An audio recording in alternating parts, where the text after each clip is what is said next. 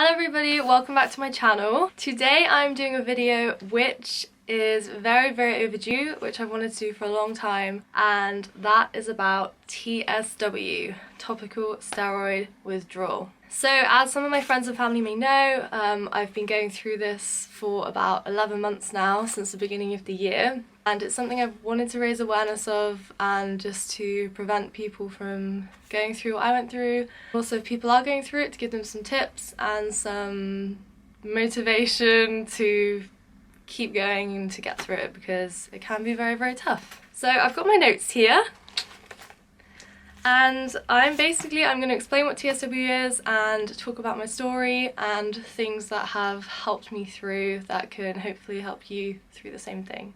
So TSW is the withdrawal process from steroids, which could be oral or topical steroids, and these are mainly prescribed by GPs, dermatologists, any doctors for rashes, eczema, acne, psoriasis, basically any skin condition that patients walk into the surgery with. These steroids are usually overused unknowingly by the patient, aka me. Throughout the years, they're prescribed more and more, and the patient's skin and body becomes addicted to them. Therefore, they'd unknowingly sometimes start the withdrawal process. With me, I kind of did a bit of research beforehand and just stopped steroids cold turkey, therefore starting the withdrawal process.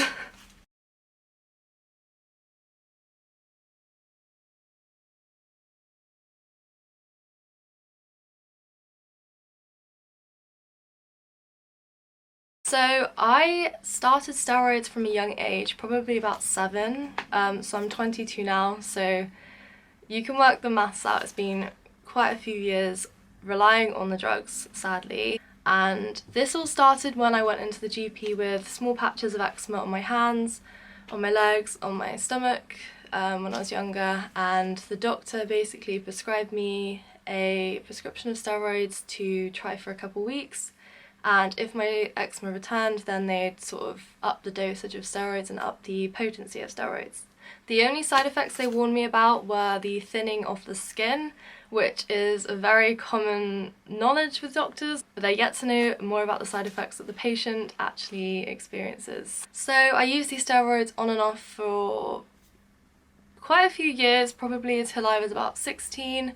Some years I wouldn't use them, for example, but other years I'd use them more heavily. I'm not too sure because I've got my medical history, but it's not very clear as to what I used and what I didn't use. I started noticing my skin getting worse around 16 to 21. I'd say this gap between 16 and 21 was when it started sort of fluctuating quite often.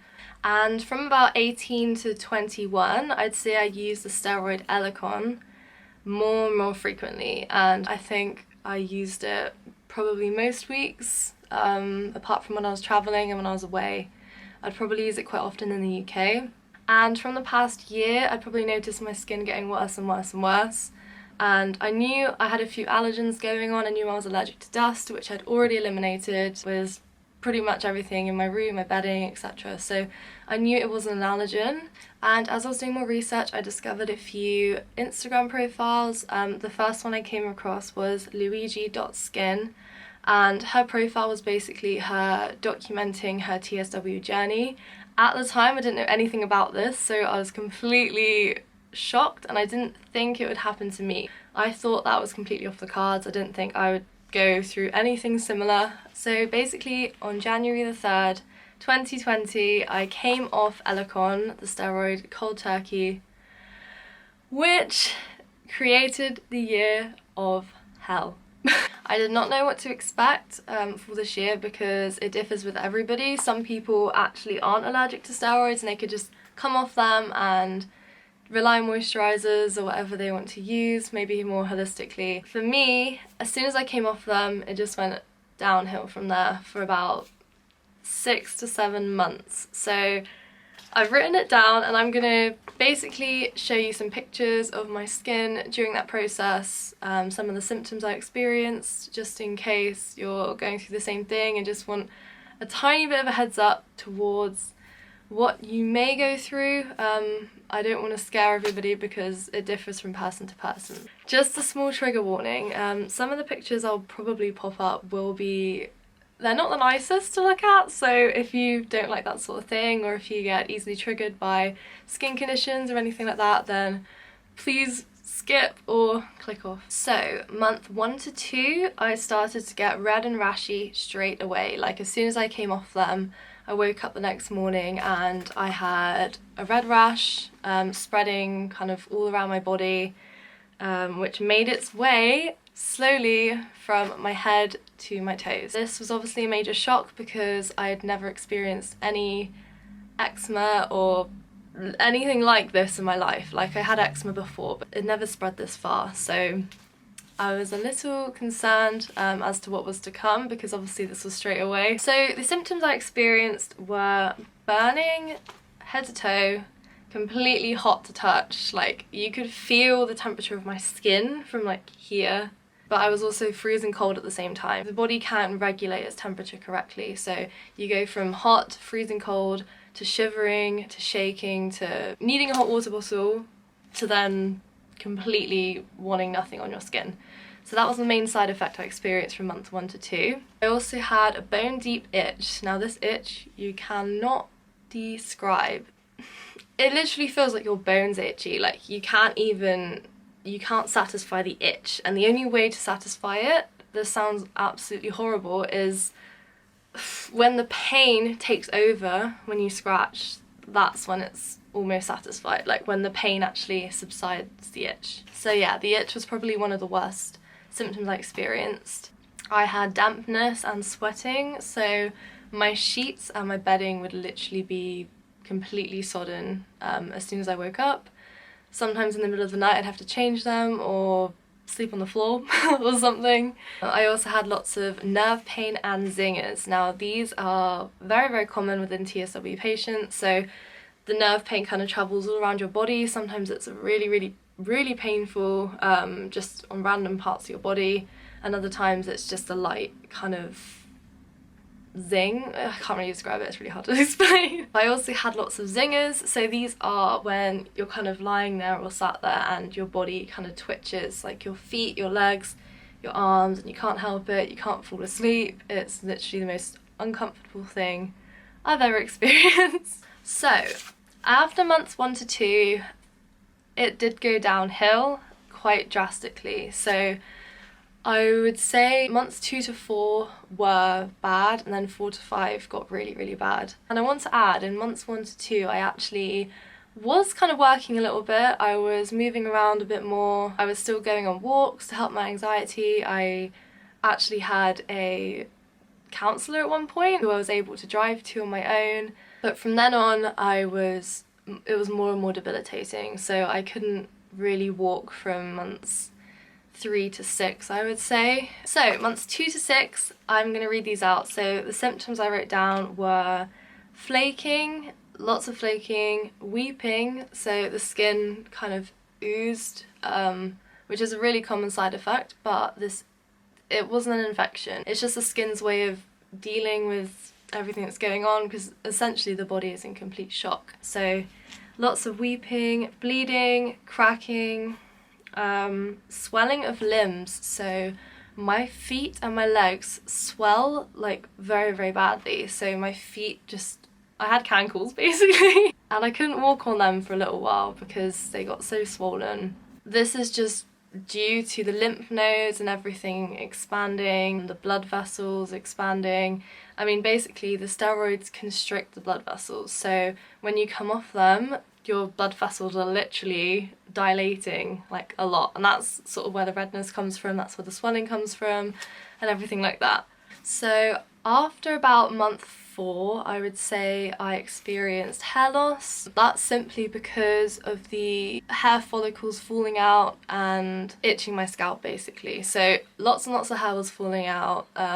The weight just dropped off me. Like, I've never been one to lose or gain weight drastically, so this was quite a scary thing to happen to me actually. So I was eating and drinking probably more than I ever have done in my life. I think my body just needed the calories, needed the water, needed everything. I looked in the mirror for the first time after a few months and I saw myself and I didn't recognise myself.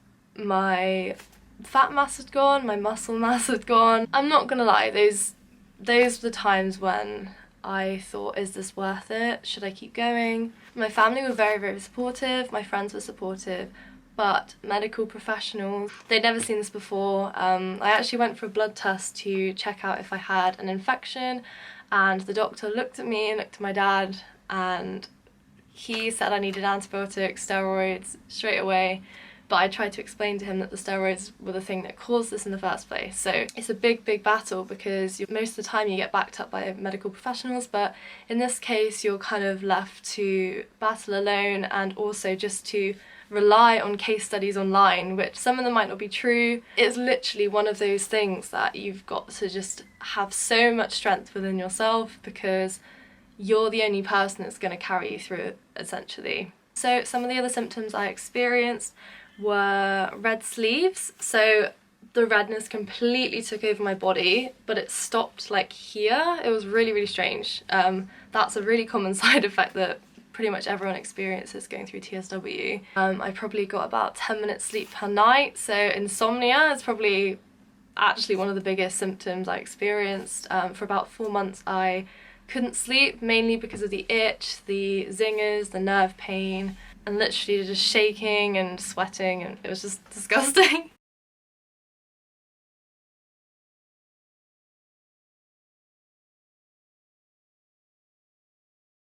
So, due to my inability to walk, to move, to have a quality of life, to sleep, I gained major anxiety, depression, which are two of the main common mental symptoms associated with this illness. And I can't really shed light to these because it's just one of those things that comes along with it.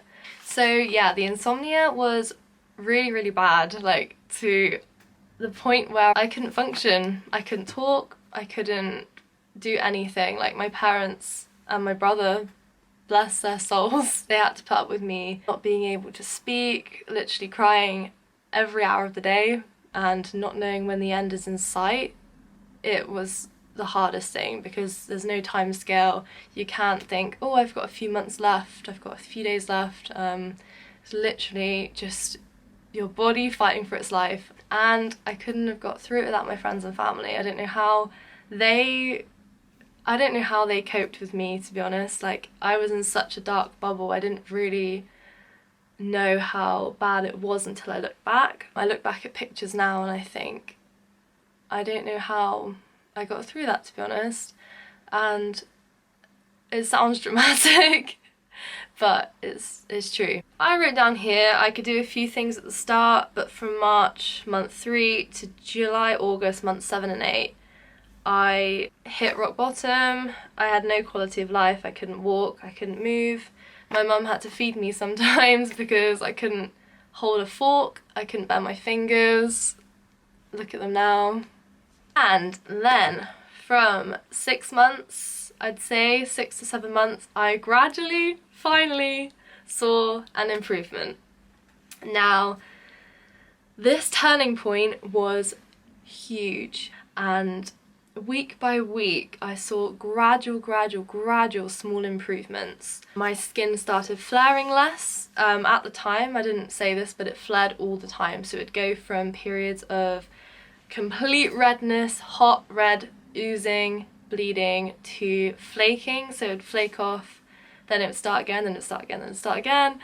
And that continued for weeks on end. Like, I'd probably flare a couple times a week and it was just constant. But when I started to see the light at the end of the tunnel, I started flaring less. So it started off, I'd have 1 good day and 6 bad days. And then a few weeks later, I'd have 2 good days and 5 bad days. So I kind of saw it like that. And I did write down on my phone like the cycle of my flares, and I realised they were less and less and less, which was amazing. And the most exciting thing I've probably ever experienced is my first dream after I started getting better. So obviously my insomnia was major. Like, I didn't sleep for probably 4 months. Yeah, I had a dream. I actually had a dream. So I woke up that morning and I actually cried tears of happiness because I hadn't dreamt for that long, and that just shows that I was healing because I finally had a sleep. So fast forward to month 11, which I'm at now, which is November. I have never been happier. I'll never take my health for granted again. I know everybody says that when they go through something that immobilizes you, but again, even though we're in lockdown, I love life a lot, and I can walk again, I'm working again. As you can see, literally, my skin has just bounced back, and this was simply because of time. Time was the biggest healer, and you need to believe in the process because I came out the other side. I never ever thought I would, but I'm living proof that it works, and I literally used nothing on my skin. So I didn't moisturize. I'll explain more in a bit, but I did stop moisturizing at about month 4, I'd say. So I'd say I'm about 90% healed now. I'm not 100% healed because I still flare, I still get itchy, I still have rashes, but I've got my life back, and I just want to spread awareness of this condition as literally for as long as I live. So I'm gonna get into my TSW tips. So here we go. Number 1, time was the biggest healer. As I said, I started healing probably more after around 6-7 months. It went like this. It just went literally rock bottom, and then after month 6-7 it just slowly got better. I didn't do anything different. I didn't change my diet, I didn't change any habits. My skin just eventually learned how to cope on its own. Number 2, as I mentioned earlier, you need a very strong support system, whether this be family, friends, a partner, anybody around you who you can explain your condition to, and for them to try to understand that you're doing what's best for you, and for them to support you, whether that be changing your sheets, helping you eat, taking you for a walk when you're anxious, if you can walk. My best friends, they came and visited me. My parents and my brother actually lived with me during this process, which I can't imagine how traumatizing it was for them because they lived through it with me, and my mind has just completely blanked those months out of my life because they were that traumatic. But my parents and my brother still carry those days with them, which I hate to have that burden on them, but I appreciate their support more than anything. So at my darkest times, I was in bed for about 3 months, 4 months I'd say. My parents brought me up food, and they sat with me when I was sad. They literally did everything for me. They changed my sheets. My mum washed my hair when I couldn't wash my hair because it was just too painful. They just did so much for me. I can't pinpoint it.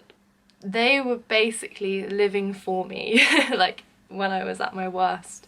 So yeah, support system, huge importance. So another tip I've written here is sea salt baths. So it sounds painful, but I used Epsom salts from Holland and Barrett, and I use these every day. So not showering and not bathing wasn't really an option for me because bathing was the only thing that I felt comfortable doing. So it was the only thing that gave me that slight bit of relief when it was the most uncomfortable thing in the world. You just want to escape your skin. So I literally dove into a hot bath every day for about 10-15 minutes with some salts, and it just made me feel like I had normal skin for 10 minutes of my day. Obviously, do what agrees with your skin. If your skin isn't comfortable getting wet or showering, bathing, stop it altogether. Another thing I added to my baths was apple cider vinegar. Now this seems really strange, but I did read that it balances the pH of your skin a little bit, and it kind of soothes the oozing stage of your skin. So when my skin was really red, oozing, raw, weeping, I'd add a few capfuls into my bath every day alongside the salts, and yeah, it'd give me some relief for a little bit. I also used castor oil. This kind of helped when my skin was really dry, really tight. So I'd literally just put like a swell in my bath, mix it in, and it would kind of feel a little bit soothed. So my next tip is to stop moisturising. Now I know this is super controversial because as eczema patients, as psoriasis patients, we rely on moisturisers. Literally, I've probably moisturised since I was about 12, like all the time. It was the only thing that helped my skin from feeling tight, from feeling sore, so I literally took them everywhere. Like, people who know me, I always had a moisturiser in my bag. When I was travelling, I had moisturisers in my backpack. But actually at month 4, my skin simply couldn't tolerate anything anymore because it was in complete shock. So I came off this. This is the one I was using. It's probably full of chemicals anyway, so I'm glad I actually ditched it. But from month 4, I slowly stopped moisturising. So I started at my legs, made my way up, and by month 5, I completely had cut it off, which was tough, I'm not gonna lie. So when I stopped them, the shedding just completely started. So obviously it helped with the redness and the weeping because I wasn't sort of coating my skin all the time, but the dryness was awful. Yeah, it was the best thing I did. It was horrible at the start. I couldn't move. I was literally a vegetable. But after that, my skin was like, oh, I'm gaining my own moisture, and it started to gain its elasticity again. I started feeling like it was sort of coping on its own a lot better, and now I don't even need moisturisers anymore, which is insane. So I think I actually weaned myself off them, and I think that's actually called moisture addiction, where your skin actually becomes addicted to moisturisers as well, which I kind of found out through the process by going on all the support groups and stuff. So yeah, that was probably a major contribution to my healing. Number 4, I used Sudocreme, and that was mainly on the oozing and the weeping parts when it was really bad, because it does dry the skin up. So you don't want to use it all over, you just want to use it on sort of the worst parts of your body. And this is actually the only thing that I still use now. So if I'm having a flare up and if I've got, you know, quite a bad patch somewhere, I will apply this maybe once a day. It usually goes away after a couple days. Not that it's a miracle cure, it's not anything like that, it just soothes the area and I think it just dries it out a bit more. Number 5, I used a lot of hot water bottles at the start. Literally, in the heat of summer, I had blankets, I had jumpers, I had all sorts, and a hot water bottle just on my belly or on my chest was really helpful during the times I was shivering and freezing cold. Also, ice packs. So number 6, I basically put ice packs on anywhere that was swollen and itchy. I only had a couple, so I'd have to like recycle them from my freezer. So I'd put one on my face, and then when that melted, I'd put that back and then get the other one out, put it on my face. And that just helped with the itch, because the itch is so intense and the burning is so intense. They just calm it down a little bit. The worst parts, when my feet were super swollen, I was in bed, my parents propped my feet up with a pillow so they were elevated, and I had an ice pack on each foot just to help with the swelling a little bit and my cankles. Number 7, I only used loose cotton clothing, and that's the only thing my skin, and I'm sure you can relate to if you're going through this, could tolerate. I literally lived in pyjamas for about 5 months. I'd wear pyjama bottoms, a t-shirt usually, and a jumper or a dressing gown. You can literally get these from anywhere, as you probably know. Amazon, Primark if you're in the UK. I went to Primark and bought heaps and heaps of stuff just for TSW because I knew I wouldn't want to wear them again afterwards. Number 8, I've written here, don't be afraid to take pills to get you through the hardest days. Now, this is a very controversial topic because when you come off the steroids and the moisturisers, you kind of just, you don't want to be dependent on anything, you just want to heal holistically. But I can tell you now that they did make a difference. So in my hardest, itchiest days, I took antihistamines every day. I think it was Benadryl and maybe a couple others prescribed from the doctor. I also took sleeping pills, so I took some Topical. I took those on my worst days. I mean, it probably helped a little bit, but not much. I mean, towards the end when I started dreaming, I would take one and I'd end up sleeping for a couple hours instead of waking up every 5 minutes. So it definitely did make a difference towards the end of my healing. I also took codeine with paracetamol. Cocodamol, I think it's called. The pain was really, really bad, and the only thing I took really for that was codeine, paracetamol. Probably every hour I'd take 2. No, not every hour. Every 4 hours I'd take 2 because it was that bad. And sometimes I took ibuprofen if it was if I was swollen and things like that. I also was on a course of antidepressants. This I feel like towards the end was something that did benefit me. I never usually would go down that route, but I phoned the doctor and they gave me a couple months supply of them. When you're down all the time, it kind of, your skin is the biggest organ, is your largest organ, so your skin would sort of reciprocate how you're feeling. So I think they definitely did help me, but don't be afraid to take anything like that in your hardest days, because it is a process and a half. Okay, so number 9 I've written here, drink and eat lots to fuel your body. So this is super important while going through TSW, because your body is actually fighting for its life, and in my experience you burn so many calories and your metabolism completely goes out the window. So I drank literally probably 2 litres a day, maybe more, because my body was just so thirsty, and I ate more than I'd ever eaten in my life, and I was still losing weight. It was the weirdest thing. Fuel your body with the right foods if you can, but I didn't really change my diet. A lot of people do, and that probably aids healing a little bit more, but I didn't change my diet because I didn't really deem it to be a contributing factor. A lot of people say to avoid alcohol, spicy foods, dairy, processed sugars. I think processed sugars probably do cause a lot of flares, but I ate all the chocolate I could because it was the only thing that made me feel better. Number 10, I've written bandages. So I did bandage my arms every day, all the way down to my fingertips, and also my legs sometimes. These would just help with my mobility a little bit better, and also, this sounds disgusting, but when I was oozing, they helped with that because it wouldn't soak through to my clothing. And also it helped just not looking at it, so every time I looked at it I'd kind of freak out, so I'd cover my arms in bandages and then I couldn't see it, so it was like it didn't exist. Number 11, I wore white cotton gloves throughout the really itchy days to sleep. I bought these probably from Boots or Superdrug if you're in the UK, any pharmacy. Literally white cotton gloves to stop myself itching in my sleep, because you literally do the most damage when you're sleeping without even knowing it. So they were definitely a lifesaver in those times. I would show you, but I've thrown them all away now because they're gross.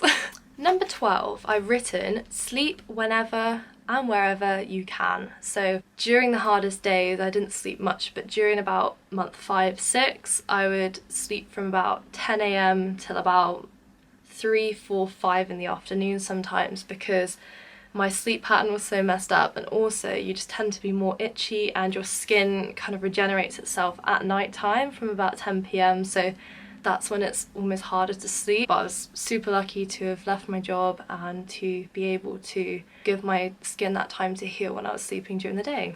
Number 13, I've written hoover bed and floor every day. Now, this wasn't me, this was my parents and my brother. I'd literally get up, run to the bath, because that was the only relief I'd find in the morning, and one of my family members would kindly hoover my bed for me, hoover the floor.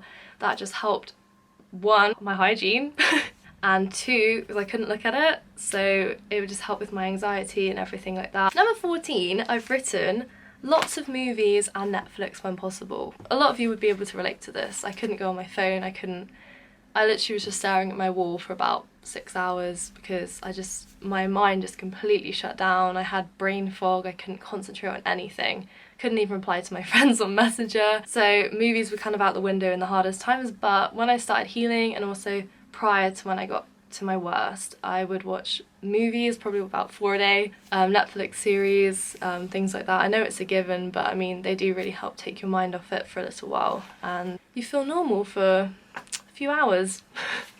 Number 16, I did take some supplements. So the main one I took was collagen. This is good for your hair, skin, nails. I don't know if this did much, I'm not gonna lie, but I took one a day.